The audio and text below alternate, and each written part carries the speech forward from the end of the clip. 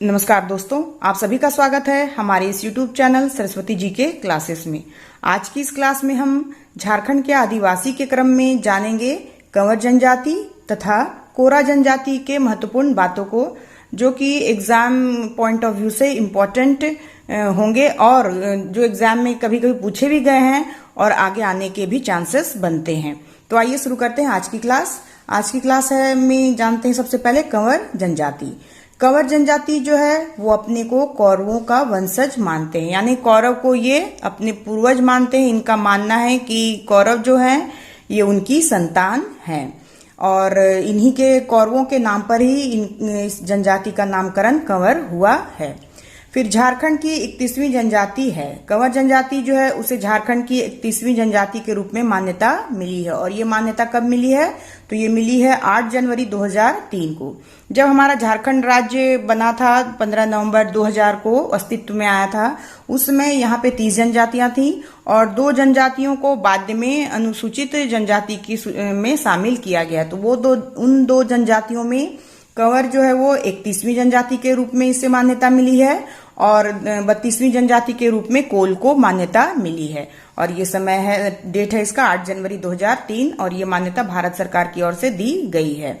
तो ये 31वीं जनजाति है। फिर इनका जो निवास क्षेत्र है वो है सीमावर्ती जिले जो है झारखंड के, वहां ये अपना निवास के रूप में इनका है, जैसे कि पलामू, गुमला, सिमडेगा आदि। तो ये इन क्षेत्रों में ये मुख्य रूप से पाए जाते हैं। फिर इनकी जो प्रजाति है वो है प्रोटो ऑस्ट्रोलायड। ये प्रोटो ऑस्ट्रोलायड प्रजाति समूह से बिलोंग करती है कंवर जनजाति। इनकी भाषा जो है वो कंवराती या कंवरासी कहलाती है और ये अपभ्रंश भाषा है, कंवराती या कंवरासी। ये सर्वाधिक प्रचलित विवाह जो है कंवर जनजाति में वो है क्रय विवाह, यानी वधु मूल्य देके जो विवाह किया जाता है वो विवाह ही सर्वाधिक प्रचलित है, क्रय विवाह। वधु मूल्य जो है इनमें वो सुखदाम के नाम से जाना जाता है। कंवर जनजाति में वधु मूल्य को क्या कहा जाता है? तो सुखदाम कहा जाता है। अन्य विवाह भी इनमें प्रचलित हैं, जैसे कि सेवा विवाह, ढुकू विवाह, घर जिया विवाह आदि। तो ये कुछ अन्य विवाह हैं जो कंवर जनजाति में प्रचलित हैं, लेकिन मुख्य रूप से देखा जाए तो क्रय विवाह ही महत्वपूर्ण रूप से किया जाता है। वर पक्ष वाले अपने वंश या गोत्र को छोड़कर कन्या ढूंढते हैं और उसका चयन करते हैं, यानी कि अपने गोत्र को छोड़ के वे जिस गोत्र में जाके अपनी कन्या, अपने वर के लिए कन्या को ढूंढते हैं और उसका चयन करते हैं। और ये जो प्रथा इनमें प्रचलित है उसे कुटमैती प्रथा के रूप में जाना जाता है, यानी कि जो वर के लिए कन्या ढूंढना, दूसरे गोत्रों में जाके कन्या ढूंढना जो है वो कुटमैती प्रथा कहलाता है। यहाँ से क्वेश्चन पूछा जा सकता है, इंपॉर्टेंट है। ये भी पूछा जा सकता है कि कुटमैती प्रथा किस जनजाति में प्रचलित है? तो कंवर जनजाति में कुटमैती प्रथा प्रचलित है और इसमें वर के लिए कन्या ढूंढने का काम इनके अलग गोत्रों में, वंश या गोत्रों को छोड़कर दूसरे गोत्रों में किया जाता है। वधु मूल्य में ये नगद रुपए, वस्त्र तथा साथ ही 10 खंडी चावल देने की भी प्रथा है। इनमें जो वधु मूल्य दिया जाता है उसमें नगद रुपए, वस्त्र आदि तो दिए ही जाते हैं, इसके साथ 10 खंडी चावल देने की भी प्रथा इनमें प्रचलित है। तो ये कुछ अलग तरह का वधु मूल्य है। और ये जो प्रथा है नगद रुपए और वस्त्र तथा 10 खंडी चावल देने की प्रथा, इस प्रथा को सुकमोल भी कहा जाता है, सुकमोल। तो यहाँ से भी क्वेश्चन पूछा जा सकता है, ये इंपॉर्टेंट है। सुखदाम हो गया, वधु मूल्य को सुखदाम कहा जाता है और ये जो है सुकमोल, वो जो देने की प्रथा है नगद रुपए, वस्त्र और 10 खंडी चावल, इस प्रथा को सुकमोल कहते हैं। फिर इनका जो प्रमुख गोत्र है वो है प्रहलाद, आभि, आर्य, वशिष्ठ, सुखदेव, दंडक, पराशर, विश्वामित्र आदि। ये कुछ प्रमुख गोत्र हैं कंवर जनजाति के। इनका जो आर्थिक जीवन है वो कृषि पर आधारित है। कंवर जनजाति का जो आर्थिक आधार है वो कृषि ही है। ये सरना धर्म को मानते, धर्म में देखा जाए तो ये सरना धर्म को मानते हैं। अब आगे है कि जो इनके प्रत्येक गांव में खूंट देवता होते हैं। जो कंवर जनजाति है उनके प्रत्येक गांव में खूंट देवता होते हैं। इनका जो सर्वोच्च देवता है वे भगवान है, भगवान ही कहलाता है। इनके सर्वोच्च देवता भगवान नाम से ही जाने जाते हैं और ये सूर्य का ही एक प्रतिरूप माना जाता है।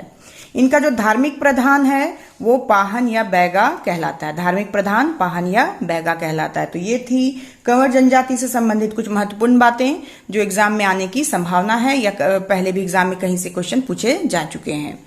अब हम जानेंगे नेक्स्ट जनजाति जो है कोरा जनजाति। कोरा को कोड़ा भी कहा जाता है, कोड़ा जनजाति झारखंड की एक लघु जनजाति है। जो कोरा जनजाति है झारखंड की एक लघु जनजाति है, यानी कि एक अल्पसंख्यक जनजाति है। इस जनजाति को ढांगर भी कहा जाता है। इसका एक और नाम है ढांगर। तो यहां से क्वेश्चन पूछा जा सकता है कि ढांगर किस जनजाति को कहा जाता है, तो कोरा जनजाति को। जनजातीय सूची में 1931 की जनगणना में इसे शामिल किया गया है। जनजातीय सूची में कोरा जनजाति को कब शामिल किया गया था, तो 1931 की जनगणना में शामिल किया गया था। फिर इसकी जो प्रजाति है वो है प्रोटो ऑस्ट्रोलायड। प्रजाति इसकी प्रोटो ऑस्ट्रोलायड है। इनका जो निवास है, मुख्य रूप से देखा जाए इनका निवास तो संथाल परगना है और धनबाद। इसके अलावा ये हजारीबाग, गिरिडीह, कोडरमा, चतरा, सिंहभूम आदि क्षेत्रों में भी ये छिटपुट रूप से पाए जाते हैं। कोरा शब्द जो है उसकी उत्पत्ति कोड़ा से हुई है और कोड़ा जो है एक मुंडारी शब्द है, मुंडारी। फिर जो ये कोड़ा है उसका अर्थ होता है मिट्टी कोड़ना या काटना। मिट्टी को कोड़ना या मिट्टी को काटना ही अर्थ होता है कोड़ा का। और देखा जाए तो इनका जो परंपरागत पेशा रहा है कोरा जनजाति का, वो मिट्टी कोड़ना ही रहा है।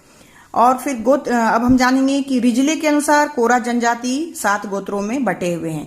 ये यहाँ रिजले के अनुसार है क्योंकि एग्जाम में ज्यादातर यहाँ से ही क्वेश्चन पूछे जाते हैं।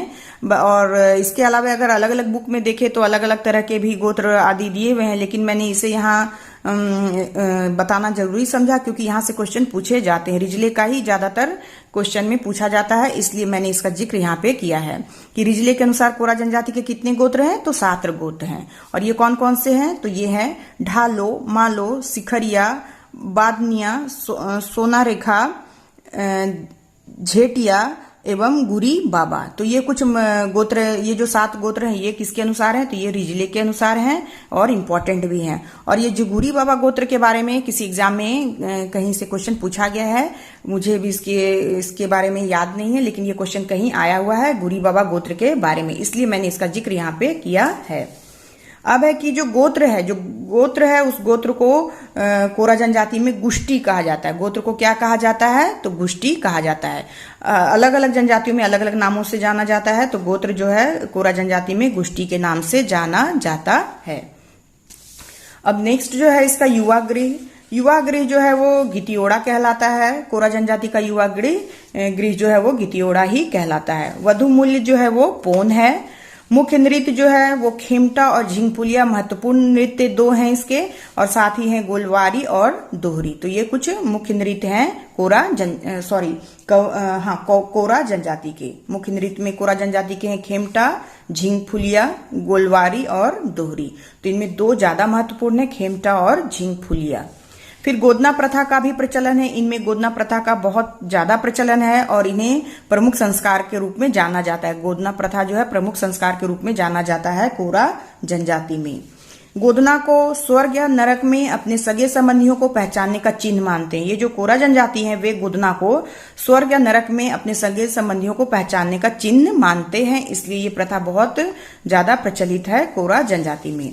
फिर इनका जो पूजा स्थल है वो पिंगी, अखड़ा, बोंगा थान, अहीर थान, दादी थान आदि नामों से जाना जाता है। ये कुछ पूजा स्थल हैं कोरा जनजाति के, पिंगी, अखड़ा, बोंगा थान, अहीर थान, दादी थान आदि। फिर इनके जो धार्मिक प्रधान है वो बैगा है। धार्मिक प्रधान को बैगा कहा जाता है। और इनका जो आर्थिक जीवन है वो शिकार पर निर्भर है। मेनली जो कोरा जनजाति का आर्थिक जीवन है वो शिकार पर निर्भर है, लेकिन अब कुछ कोरा जनजातियां हैं जो खेती बाड़ी और मजदूरी भी करने लगे हैं। तो ये थी कोरा जनजाति से संबंधित कुछ महत्वपूर्ण बातें जो आने वाले एग्जाम में पूछे जाने की संभावना है और क्वेश्चन पूछे भी जा सकते हैं। ऐसा तो बताना मुश्किल है कि कहाँ से क्वेश्चन पूछे जाएंगे, लेकिन सिलेबस के अकॉर्डिंग हमें पढ़ना ही है, चाहे वो जितना भी बड़ा हो या छोटा हो, जानकारी हमें हर चीज की रखनी है ताकि जो क्वेश्चन आए तो वहां से हमें क्वेश्चन हमसे वो छूटे ना। तो आज के लिए बस इतना ही। नेक्स्ट वीडियो में हम फिर मिलते हैं, तब तक के लिए धन्यवाद। जय हिंद, वंदे मातरम।